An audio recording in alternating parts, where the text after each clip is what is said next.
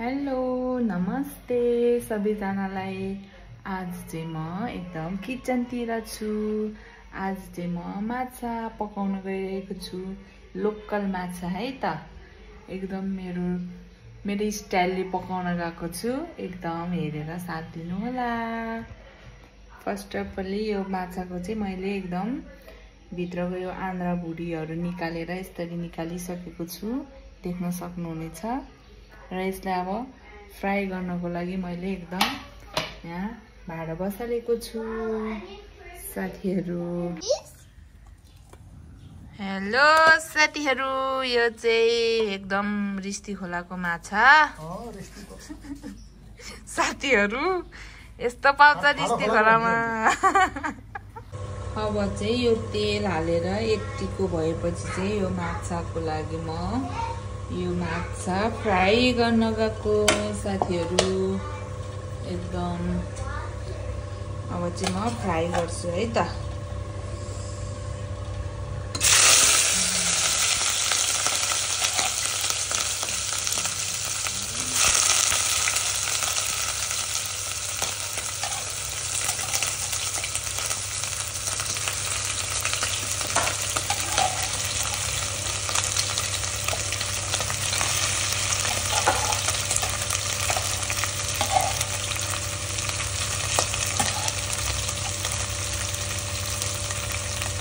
माछा चाहिँ धेरै चलायो भने चाहिँ एकदम यो प्ल्याट्ट हुन्छ नि त।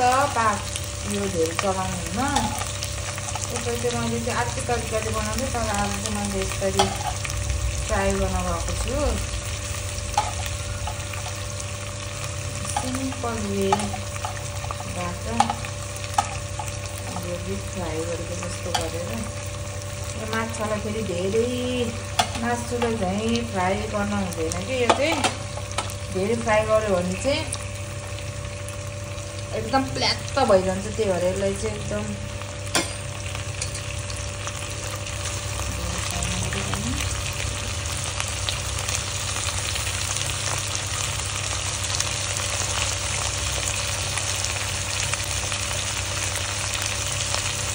यो फ्राई गरेर निकालेको माछा र अब चाहिँ म ग्रेभीको लागि यहाँ तेल बसालिसकेँ। एकदम मैले चाहिँ एकदम धेरै ओइलहरू हाल्दिनँ, त्यही भएर मेरो चाहिँ धेरै तेल हुँदैन। यसलाई अलिकति मेथी फुराइदिएँ साथीहरू। मेथी अलिकति फुराइदिएँ। मेथी फुराएपछि यसको लागि अलिकति प्याज राखिदिएँ।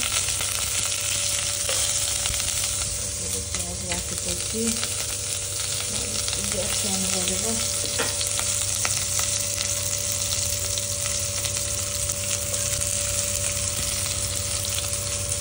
ग्रेभीको लागि बेसार नुन साथीहरू अलिकति बेसार राखिदिएँ।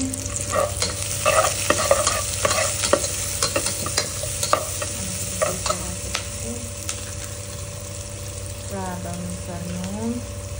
म चाहिँ नुन पनि धेरै हाल्दिनँ किनकि यसको थोरै मात्रै रस हाल्नु। अब चाहिँ मसला साथीहरू, मसला भेरी जिरा मसला। टमाटर राखिसकेछु साथीहरू। यो टमाटर काटेर अब चाहिँ यो ग्यासमा अलिक सानो गरेर चाहिँ अहिले प्ले गर्छु। यसलाई पनि एकदम लपक्क पकाउनु। हजुरहरूको स्टाइल कस्तो छ? मेरो स्टाइल चाहिँ यस्तो हो है साथीहरू, सिम्पल वे। थोरै यहाँ अब घरको लोकल सुक है साथीहरू, सुक कमिलो थोरै मात्रामा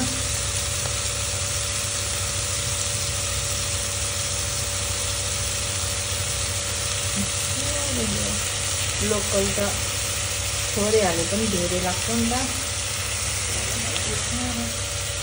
राखेँ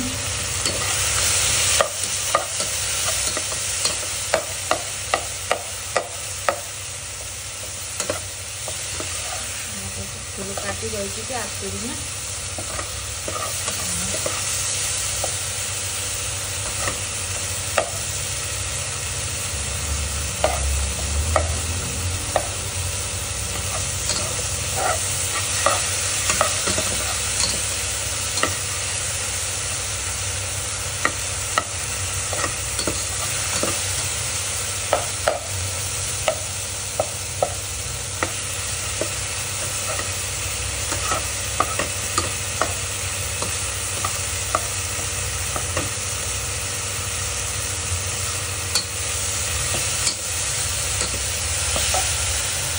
पकाइराख्ने।